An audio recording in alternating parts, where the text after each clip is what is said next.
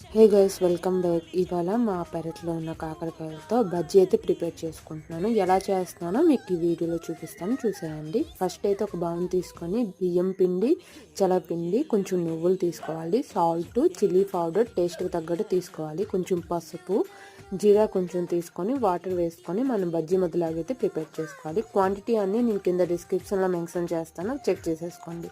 Deep fry కోసం మనం oil అయితే హీట్ చేసుకున్నాము. హీట్ చేసుకొని మనం ఇప్పుడు బజ్జీలు అయితే వేసేసుకోవాలి. దీని ఫుల్ వీడియో నా యూట్యూబ్ ఛానల్లో ఉంది. ఇన్స్టాగ్రామ్ బయోలో మన యూట్యూబ్ ఛానల్ లింక్ అయితే ప్రొవైడ్ చేస్తున్నాను, ఒకసారి వెళ్ళి చెక్ చేసేసుకోండి. ఇంకా క్లియర్గా నేను డీటెయిల్గా వీడియో అయితే అప్లోడ్ చేస్తున్నాను, ఒకసారి వెళ్ళి చెక్ చేసేసుకోండి. ఇది గోల్డెన్ కలర్ వచ్చిన తర్వాత మనము ఒక టిష్యూ పేపర్ మీద వేసుకొని కాఫీతో కానీ టీతో కానీ ఈ వింటర్ సీజన్లో తింటే చాలా టేస్టీగా ఉంటుంది. అలాగైనా కాకరకాయ అనేది చాలా మంచిది కాబట్టి ఇలా ట్రై చేయండి. మనకి చేదు కూడా ఉండదు, చాలా టేస్టీగా ఉంటుంది. డెఫినెట్గా ఇంట్లో ట్రై చేసి కింద కామెంట్ చేసి